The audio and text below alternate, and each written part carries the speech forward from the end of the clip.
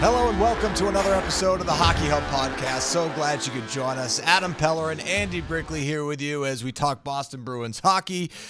Just 5 games left before the 2-week break as the Bruins look to bounce back after a tough loss to the Sabres. We'll get into that. We'll look at the schedule that's ahead. We'll talk some college hockey as well. Billy Jaffe goes one-on-one with UConn head coach Mike Cavanaugh. That's all ahead. But Brick, first, as we do with every episode, this is episode number 33. And I can only think of one guy. I mean, there are a number of guys who wore number 33, but it's got to be Big Z's. It ain't no Char episode. Yes, yeah, absolutely. Part of the Mount Rushmore, I suppose, right, when you talk about episode numbers. And I do think Anson Carter wore it, if I'm not mistaken. Yes. But yeah, Z, this will be Z's show, so let's try to live up to the demand that he would want from us. Yeah, you got to work hard, practice, and in the game. Man, they could have used him on Tuesday night. Yeah. My goodness, the Bruins allow 7 goals to the Buffalo Sabres, and you know, we've talked about the injuries with Hampus Lindholm and Charlie McAvoy already on the shelf. Hopefully they'll be back soon, skating and practice, non-contact jerseys. But then you have Brandon Carlo go down with illness, and so you're down 3 of your top 4 defensemen going into the game against the Sabres. And you look at the standings, Brick, you see the Sabres in last place. But, you know, we were talking ahead of the game and saying, you know what, there's some talent on this roster, particularly offensive talent, and that's certainly shown through on Tuesday. Yeah, and if you let that offensive talent have what we'll call an easy game, meaning, you know, how hard are you going to have to work to get what you want offensively, and how dug in are you going to be as a group, you know, as far as all your details on the defensive side of the game, own the middle of the ice, hold your blue line, gap up, etc. All the things that are required of this Bruins team to be a playoff team, and they were absent. They were absent the entire game, and, you know, Adam, you know what I believe, and it's from experience and it's from the way I see the game, but goaltending, team defense, strength down the middle. If you have those 3 things, you're in every game and you're probably a playoff team. And, you know, the optics in the games that the Bruins have lost this year, those haven't been there for the Bruins, and it's hard to explain because the system was always their friend. No matter who was coaching, no matter what personnel they had in the lineup, if you had those 3 building blocks or those 3 center pillars, then you were in every game. And, yeah, they did a couple of good things offensively last night. I loved their 2 goals, but I hated the follow-up shifts after those goals. There was just so many things optically that you didn't like about that loss to Buffalo, team at the bottom of the standings. After you did some really good things in terms of winning games and amassing points over the last 5, 6, 7 games, to have a game like that, I guess the good news is, if we try to be positive, they got a lot of help across the league in terms of the teams they're battling with in order to get in the playoffs. Yeah, a lot of teams lost or on Tuesday night, I should say. You know, you're looking at Montreal losing their game to Winnipeg, who you're going to see on Thursday night at TD Garden. Didn't go well last time the Bruins saw them on the West Trip. That's putting it mildly. Tampa Bay lost to the Blackhawks. At home. Yeah, at home. Everybody was talking about the Connor Bedard goal from that game. The Rangers got blanked by the Hurricanes. So there was a favor right there. Carolina, shout out. Obviously just involved in a big trade. And so they blanked the Rangers. So you did get some help. But, yeah, you know, Brick, I've seen it, you know, happen on back-to-back games now where the Bruins have been able to jump out to a 1-0 lead. And then things just sort of fall apart. It seems like the snowball effect, and it's something that we talked about early on in the season under Jim Montgomery. When the Bruins got off to the really slow starts, it seemed like things happened in bunches. It would either be a series of goals allowed, or it would be a series of penalties taken. It just seems like things fall apart at the seams. When things go bad, they go really bad. Yeah, and you could add to that list, Adam, clearly. You know, giving up goals late in periods, you know, final minute and a half of a first period, second period, end of game.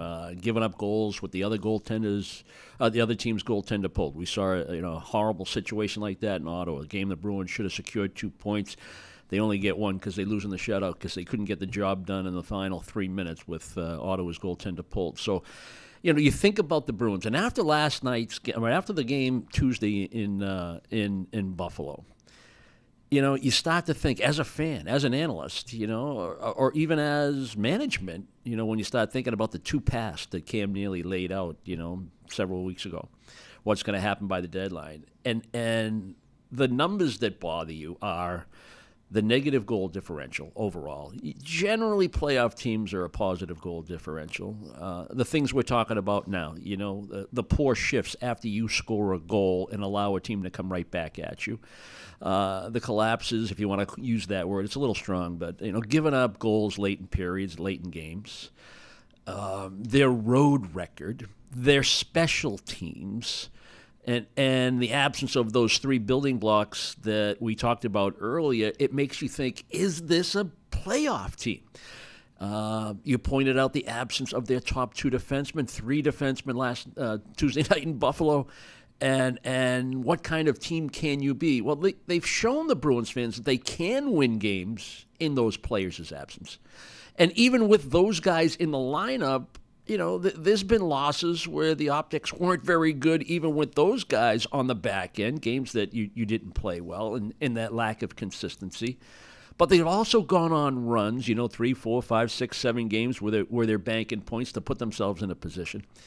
So you're kind of torn as to what this team is, and you ask, what is this team's identity? Well, when they win, it looks like this, and this is their identity. And when they lose, they don't have that identity at all. So what are you, and what are you going to be over these next 5 games leading up to the break? And then what are you going to be when you come out of the break, and you got, 6 or 7 games leading up to the March 7 trade deadline, and which path are they going to be on? I mean, those are the random thoughts that I have, Adam, after I watched them lose the game the way they did to the Sabres. 30 games left in the season, 26 on the road, 26 at home, and even with all of these struggles that they've had, and case in point on Tuesday night, sort of the poster child for what is, when it's gone bad, it's gone really bad. But all that said, Brick, they're still holding on to that top wild card spot. They're still tied for third in the points column with the Senators, and they're only 5 behind the Panthers for second place. And, they're 6 behind the Maple Leafs. There's 30 games left in the year. There's still plenty of time. Spot on. And that's a credit to them. It tells you they do have depth and they do have talent. And when they play the game the right way and they pay attention to detail and they dig in defensively and they allow the system to play the game that they want to play, they're a good hockey club, especially when they have full health. So that's why I'm saying you're so torn when you think about this team and you try to analyze this team and you try to predict what's coming down the road and what path are they going to take. Some feel that you look at this team and you say, no, that's not a playoff. I mean, that's not a Stanley Cup contender. Some will say, well, yeah, I think they're a playoff team, and once you get into the dance, you just never know. We've seen low seeds go on and have great success in the postseason, and then there's probably a small minority say, oh, yeah, they can win the Stanley Cup. So for the first time in several years, Adam, the Bruins aren't locked into a playoff spot right now, and it becomes a challenge to figure out just which team's going to show up on a nightly basis. Yeah, to your point, we haven't had to talk about this in January, right? Will the Bruins make the playoffs in a long time? It's always been a guarantee that they would at least make the playoffs. Of course, seeding is a different story. But, yeah, this is a much different conversation that we've had about the Bruins in years past. Getting back to or I should say Tuesday night's game in Buffalo, the 7-2 loss. Mason Lohrei scored his 3rd goal of the year to give the Bruins a 1-0 lead. Here's what he had to say about the loss post-game. Yeah, no, that's exactly it. A great example is... we give ourselves a chance there in the 3rd, make it 4-2. We got time left on the clock, and the very next shift we go out there and give up a goal. It's just stuff. You're not going to win like that. Seems like game after response has been there, but in-game response is kind of the issue all year. Why is that? What's the fix? I think mainly on the road, it's in-game responses that we just haven't found a way, but. It's all in just execution and, just playing simple. I mean, when things start to go wrong, we can't start to, try and play one-on-one or, make plays that aren't there. We got to stick to what we do best, and I think sometimes it gets away from us. All right, so Mason Lohrei talking about game management, which was brought up in your conversation with Joe Sacco post-game, which we will get to coming up. A lot of what he's talking about, too, is situational hockey, which is something that you've talked about as well, Brick. What stood out to you about Mason Lohrei's comments? Well, he's spot on in terms of his analysis. You can't allow the team that you just scored on to come right back and tie the game on the next shift or within the next minute and a half. I mean, that message coming over the boards after you've scored, who's ever coming out on the ice, whether it's a matchup that you're looking for, it's harder to get it when you're on the road, but the message coming over the boards by the players themselves as well as from the bench is, we're not going to get scored on here. You gotta get that puck right back into the offensive zone. You got a wounded animal. You got a team that just gave up a goal, and they have a little second guessing. Why'd we give that up? Where were the mistakes made? And that's when you put pressure on a team. And it was just the opposite. And it happens too frequently for this Bruins team. And it's more than just X's and O's. It's a mindset. It's a mental toughness that has to be part of your makeup if you're going to be a really good team. And I don't know where that's going to come from, other than from the players themselves and who's ever throwing their skates over the boards that's going to take that faceoff right at center ice after the goal. And the good teams, they score again. The really good teams understand the position that they're in and the weaknesses they just attack. It's a killer instinct. Yeah, exactly. And that's all mental. That is mental, and that stems from leadership. It stems from having experience, both good and bad. And right now it's bad. And you have to learn from the bad experience and toughen up and make sure that those mistakes don't continue. Because if they do, you know what's going to happen. You're going to be that middle-of-the-road, middling team. Are we getting in? Are we not? You're looking for help across the board so you can stay in the mix. That's not how you want to approach it. That's not the formula for where you want to be when you're in this kind of a playoff race. You talk about the mental aspect of the game too, Brick, and you have to wonder how much of that factors into the lack of success that they're having on the road, because they've played very well at TD Garden, especially as of late, and it's something that we've talked about.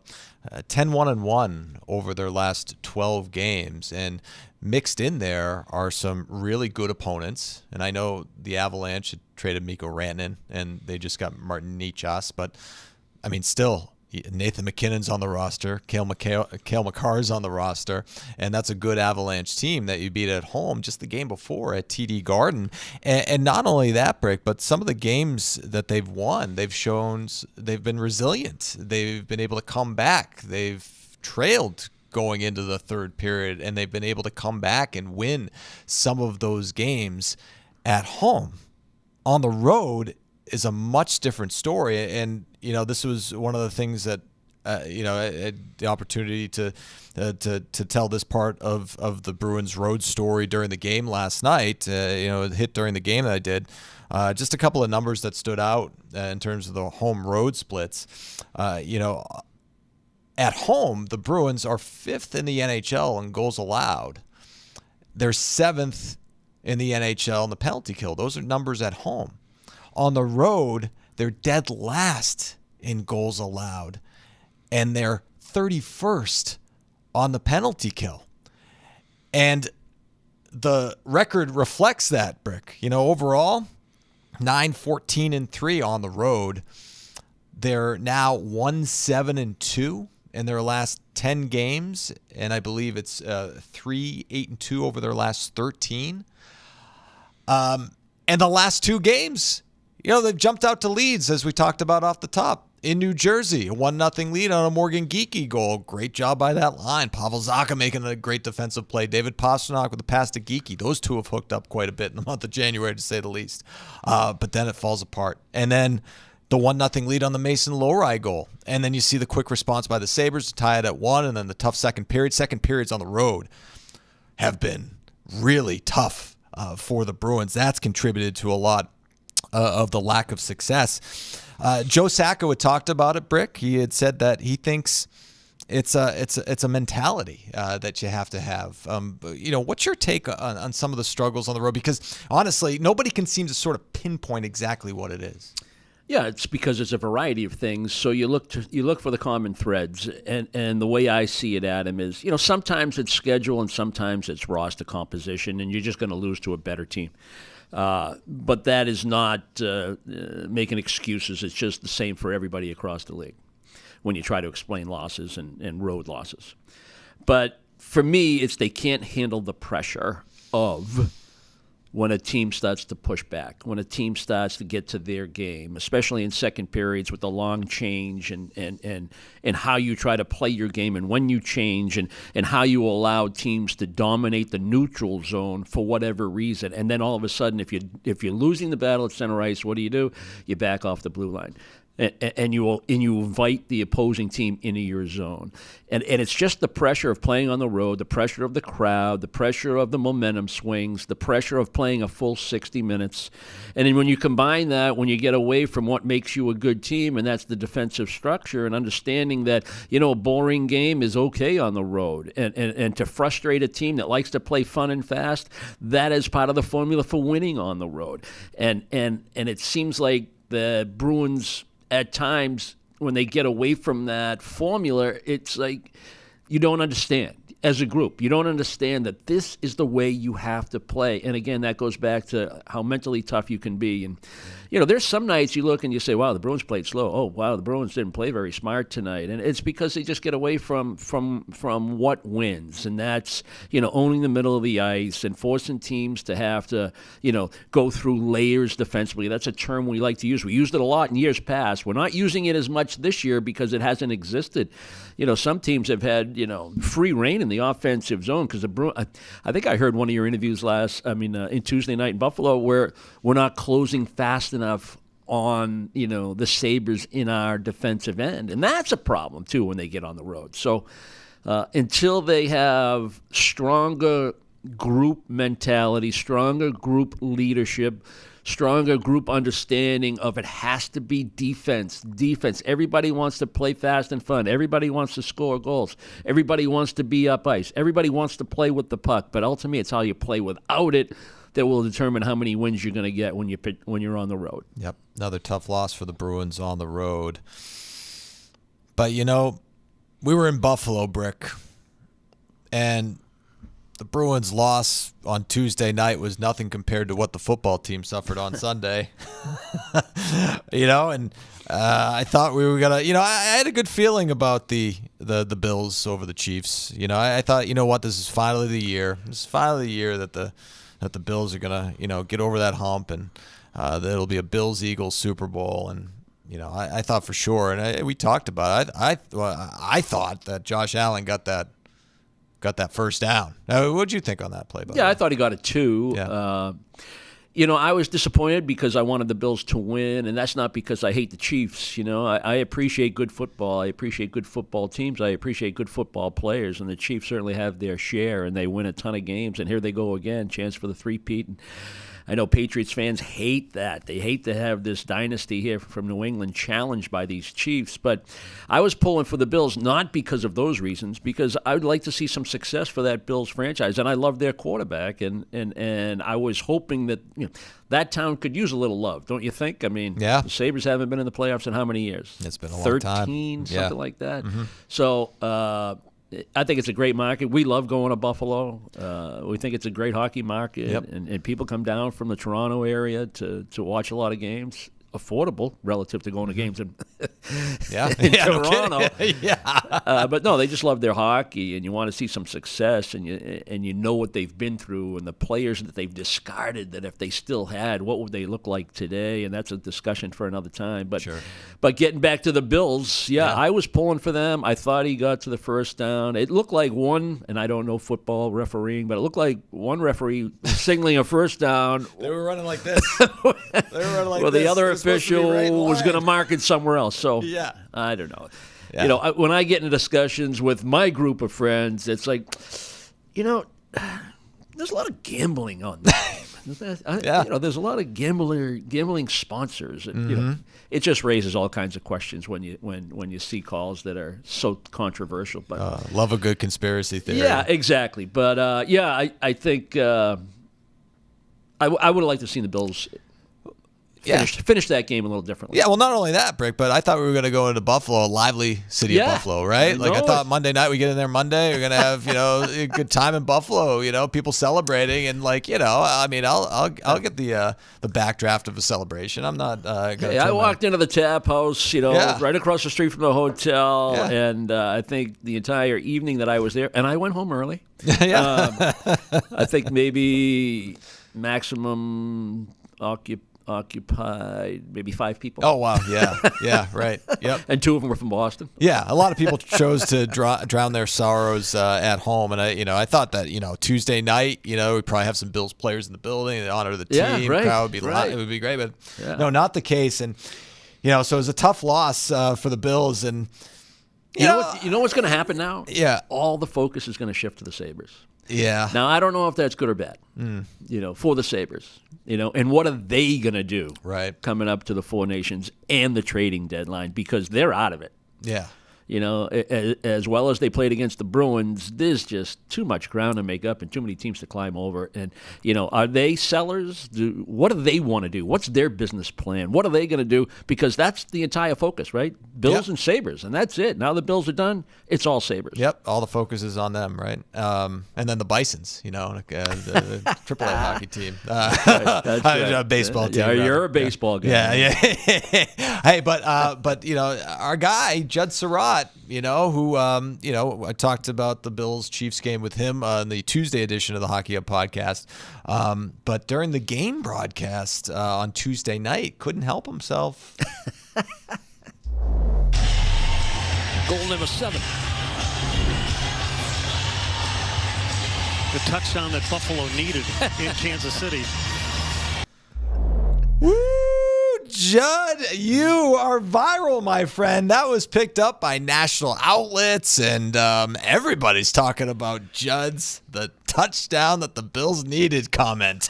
I loved it. He had another subtle one in the game down in Jersey. Did he? Yeah, I don't know if you caught that or not. So I don't think we were talking about the schedule. It was the first time we had seen the Devils. Yeah.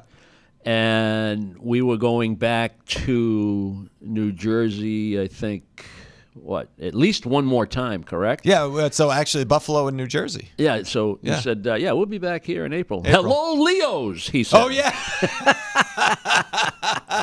Yes, Leo's in Hoboken, New Jersey, a restaurant that's been around, I don't know, the 1930s, Brick? Oh, yeah. It's a Sinatra place. It's a Sinatra place. Yeah, it's a very nice place. Tremendous. Right in the neighborhood, walkable from the hotel, right in downtown Hoboken. Yep. That's a joy. Had a lovely meal there. Great music. Yep. Yeah, I mean, we both had a good time in New Jersey and Buffalo, but unfortunately, bad results for the Bruins. So that was unfortunate. But I do want to put a bow on the Buffalo conversation, and I can't do that without getting to your conversation with Joe Sacco. Let's listen to that. Joe, the Sabres have some pretty good offensive players, and they can score some goals, but it sure seemed like most of them tonight were of the gift variety. What was wrong with the defensive play from your group? We need to respect their game offensively. We talked about that beforehand. They have a lot of good talent. They have a lot of talent on that team up front, on the back end. And, one thing that should have been a focus and was respect their game offensively, whether it be, reloading, tracking back into our D zone coverage, managing the puck, managing the game, turn the puck over, and then after that, you compound that with some bad changes and things like that. So, it wasn't a very good game here tonight.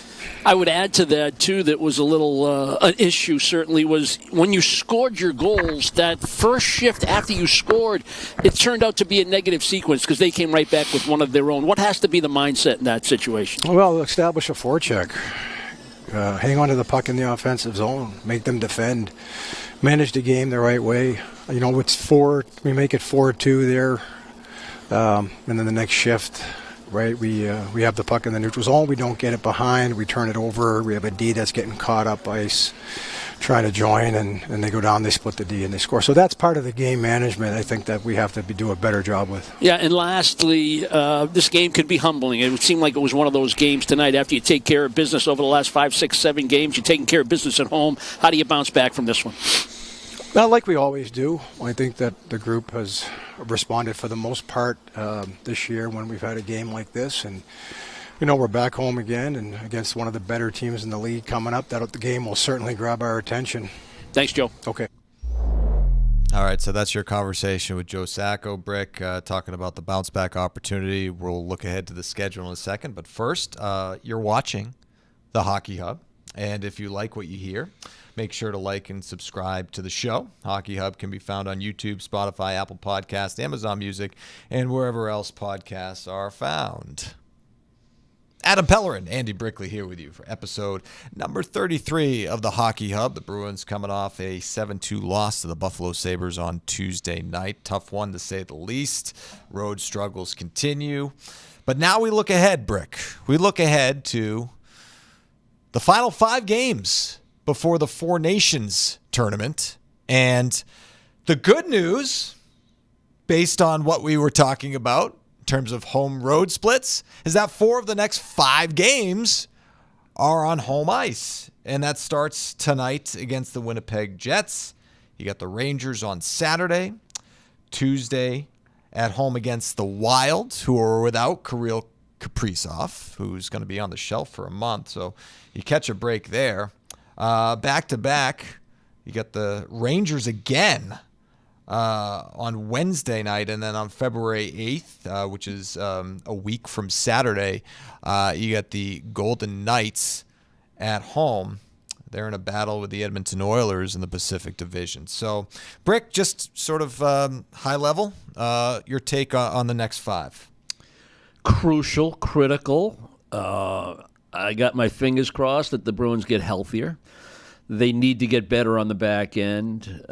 Just the comments from Joe Sacco told you, it was a complete group effort, the loss to the Sabres, but I thought they gave up their blue line far too easily, and the defensive structure was just non-existent. And if you don't have that against these teams coming up over the next 5, you're in serious trouble, whether it's on home ice or on the road.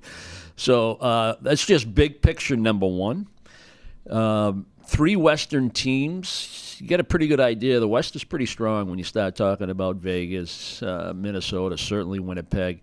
Winnipeg blew you out when you were in Winnipeg earlier this year. Even without Kaprizov, the Wild are a tough team to play against. They're well coached and they have good depth. In Vegas, last game before the break, everybody wants to go on a winning note. And I just think those 3 Western games will be extremely tough for Boston. And then you got the 2 with the Rangers. And the last time you played the Rangers, if I'm not mistaken, they were in shambles. Yeah. And they still found a way to beat you, down there at MSG. So a lot of reasons to up your game, a lot of reasons for a little payback when you talk about teams that you've already played. But more importantly, where you are in the standings and how badly you need the points. And you hope the fact that they have good success over the last 12 games, 13 games on home ice will put them in the right mindset. You hope that the lessons learned and the way you performed in Buffalo has an immediate effect. I used the word, this game can be humbling when I was talking to Joe after the game, and it's how you respond after you've been humbled. And there have been games, again to Joe's point, where they have bounced back. When they have that bounce back ability, and you think about the Florida trip, right, on the mother's trip, right? They don't get the job done in Tampa, but then they have a huge win down in Sunrise, and you could point to a number of examples where they've done that. It was a good win over Ottawa after that, the bad game in New Jersey. So, yeah, you can point to certain examples, but the test will be really tough. Because it is the Winnipeg Jets, one of the best teams, if not the best team in the league right now. So starting with that, you got to play the games that are in front of you one at a time. You can't look too far ahead to the break. You can't be going on vacation in your mind right now. Now's not the time. It's very important. You don't know what's going to happen in terms of individual players' futures even during the break before you even start talking about the trade deadline, as the first big domino has already fallen across the league, right, with the Rantanen deal. with Colorado and Carolina. So all that being said, it's an opportunity, Adam. It's the word we like to use a lot. Every game, every situation, given the position that you're in, is an opportunity, and you want the players to seize it. And hopefully, again, they get some reinforcements for this little 5-game stretch. Yeah, like you mentioned, a blowout loss to the Jets to kick off that road trip where you allowed 8 goals. The Rangers 2-1 loss. That was really tough at MSG because the Rangers were not in a good way at that point yet.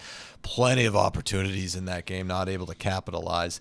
You haven't played the Wild yet. You'll see them in Minnesota in March. You got the Rangers again to close out the season series, and then you get the Golden Knights, who you'll see in that big trip out west in March. And so that's the schedule for the Bruins. And I was just thinking too, Brick, as you were talking, it's not apples to apples. I understand that, but remember how well the Bruins were playing before the break. And then they had the break, and they come back from the break, and they sort of laid an egg in Columbus, and things sort of snowballed from there. I'm thinking of this 2-week break, a much longer break. I know some guys are going to be 4 Nations. They'll get back to work and practice the week before, but you got to take a lesson from that little mini break, don't you? You would hope. You certainly would hope. And I like the fact that the Bruins only have 2 players in the 4 Nations.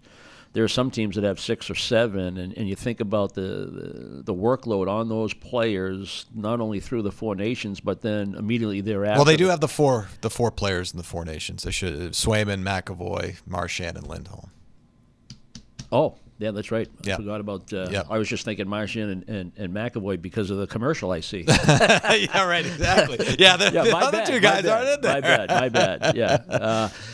I don't know how much Swayman will play. Yeah, right. I don't know if that'll be as taxing as it might be on, say, a McAvoy. Right. I don't know how much Brad Marchand will play. I think they like his leadership and his compete, but I don't know if and maybe kill some penalties. But I haven't done a deep dive on this, and Sure. as far as how much those 4 players will play, but other teams have 6 or 7 guys going. But the demand coming out of the break and what is expected of your top guys that are playing in the 4 Nations, and what are you going to get coming out of there?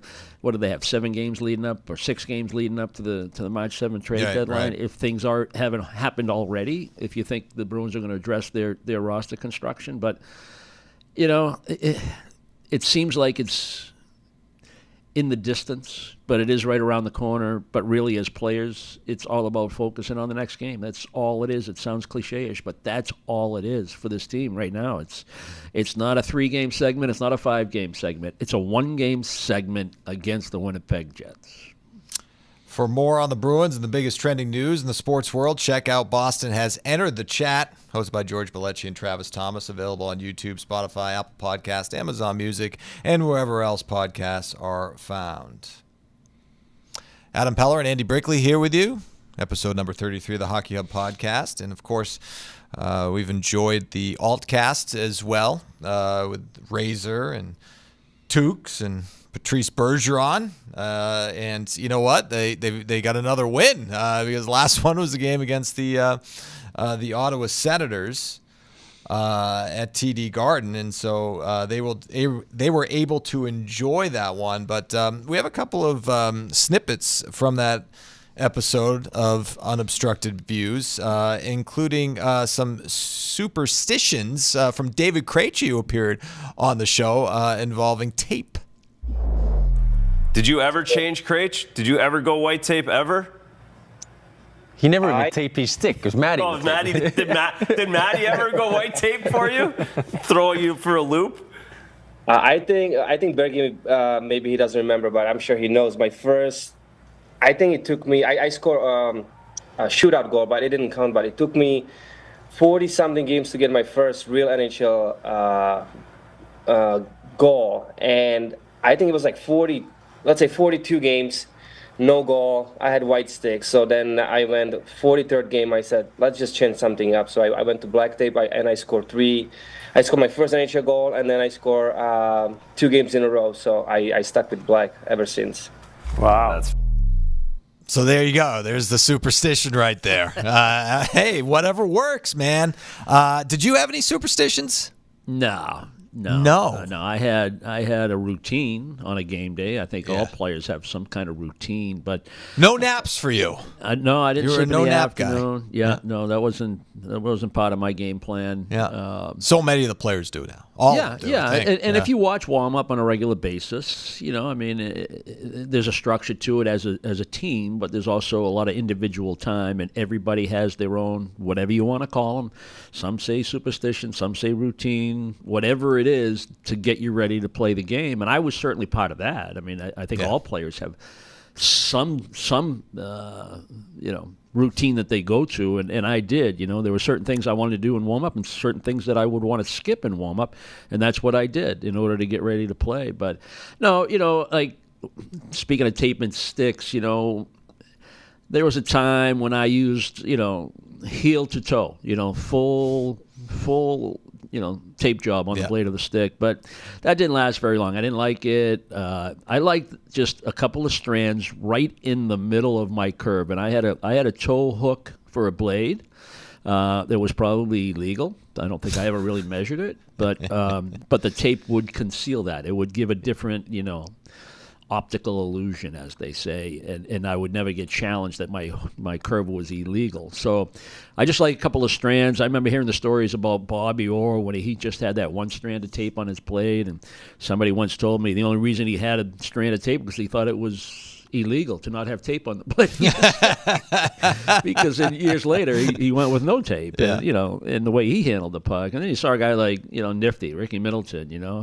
How did he perform the magic that he did without tape on his stick? So tape is always a funny thing. Guys are pretty superstitious about how they do. I like that story from Krejci. I didn't know that. That was pretty good. But I think the black tape conceals the puck, and that's one of the reasons you use the black tape. Maybe give you a little advantage when you start, your release point when you're shooting on goaltenders. But when goalies see black tape, black puck all the time, it's a learned skill that it's really not an advantage. But some people like white for certain reasons. Some people like the black. Some people like no tape. Some people like a little tape. I think the hottest thing for me was making a knob on the top of my stick, because I like to hold it almost like a baseball bat at the bottom of the bat. Which makes sense based on your baseball career. Exactly. Yeah, exactly. And others like the knob to be above their hand, almost like a goaltender stick, and I couldn't stand that. So making the knob was the one that took me forever, because you got one hand on your stick a lot, so you want that to be perfect, and that's really where the attention to detail and the habits that you have, the routine that I would have, especially on a game day, it was more about the knob of the stick than actually what was going on the blade. I want to get to more from the all-cast. Those guys talked about the evolution of the power play as well. Check it out. How much has the power play changed from when you started playing? I ask these guys a lot, how much the game's changed. When you watch now and the power plays are all at 30%, 35%, Ottawa's at 28%, what's changed so much for you? Man, I don't know. That's a good question. I honestly don't know. But what I see, like other teams, the first unit gets a lot of ice time. You got the best players in the league. Kucherov plays 2 minutes. All those guys. So that helps. But I don't know what's the. Maybe you just get the puck to the net. Obviously, the sticks are better than it used to be. The puck flies so much harder and faster, right, Tuukka? You can relate to that.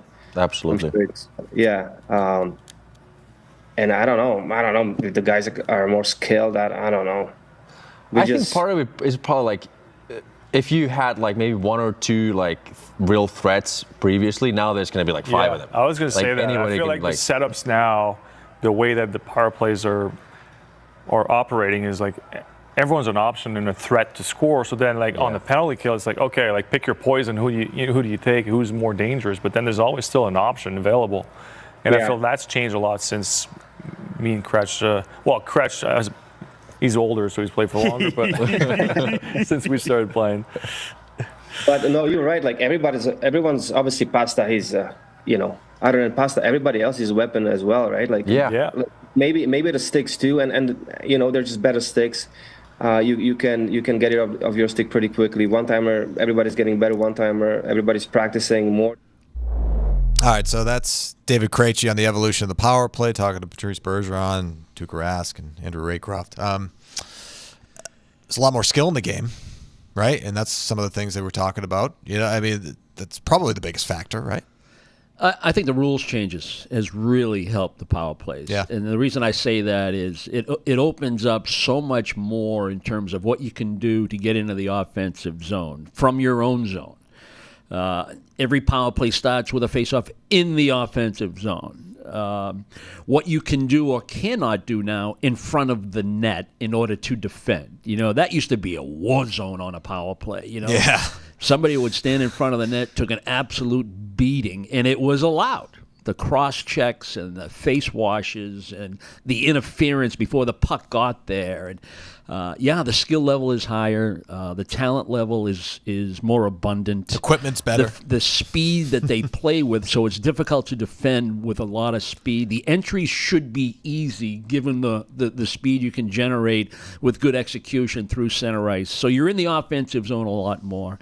The one-timer across the board has improved exponentially by the number of players and the talent of the one-timer. So even though the goalies are better and they're more athletic, I think the rules changes benefits the power play and the good plays and the good power plays that, again, on the same page, understand what a power play is.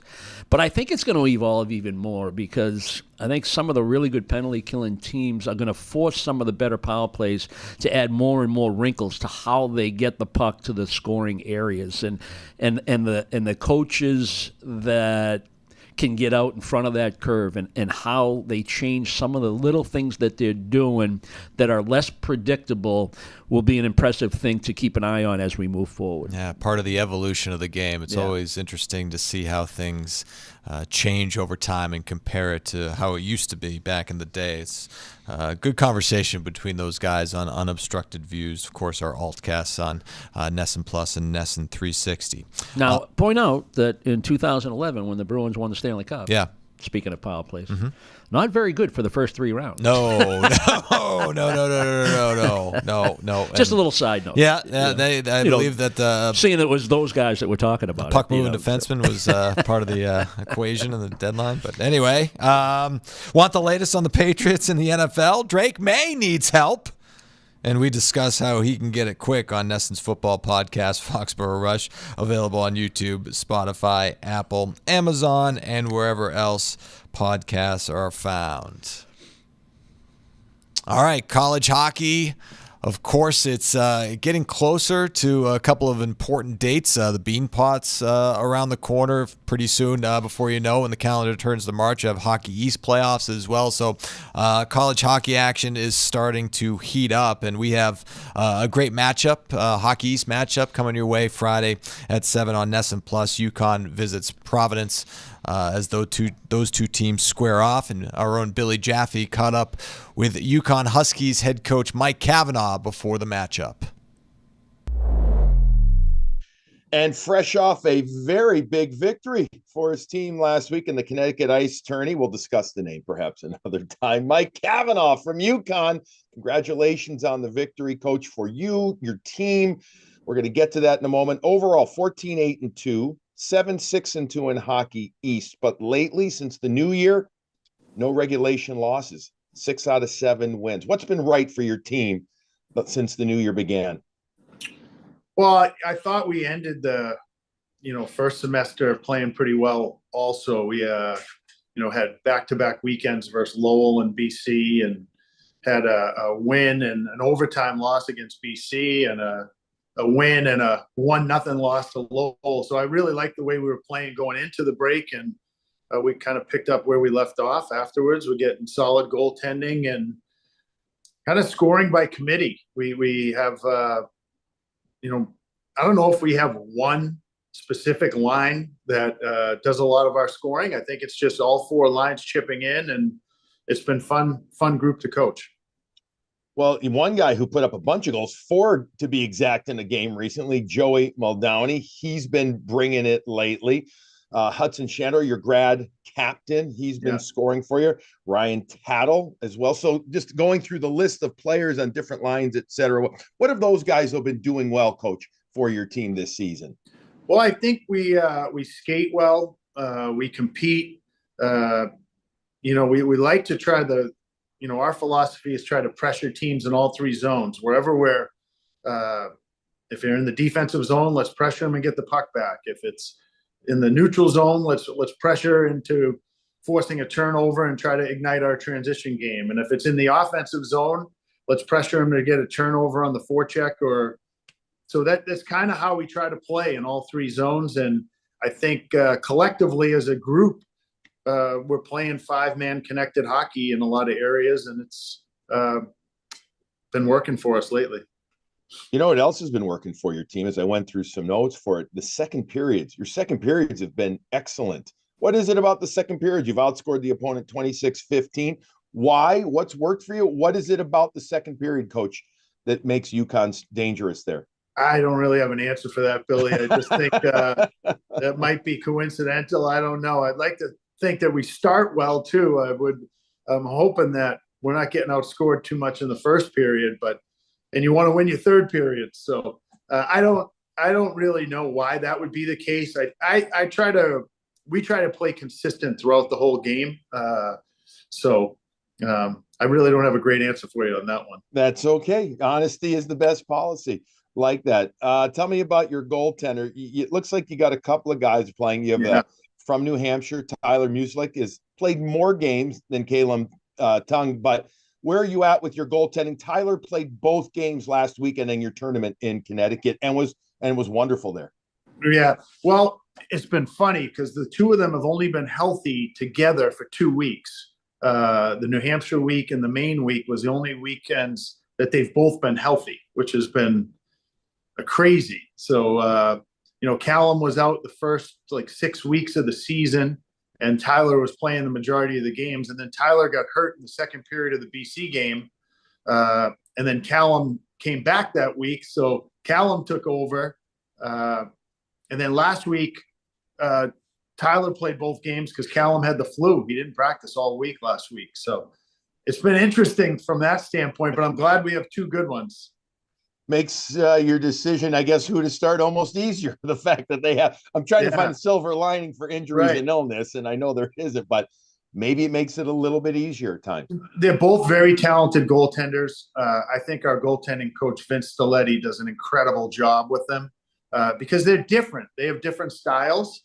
And I think one of the things Vince does really well is he doesn't try to make them into something they're not. He takes their style and tries to work within that, their process throughout the game and how they approach each opponent. And I think he does a great job with it.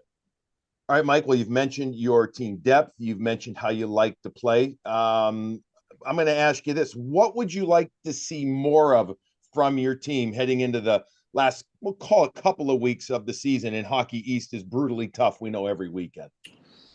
Yeah, I think one area we need to improve upon is our offensive zone play.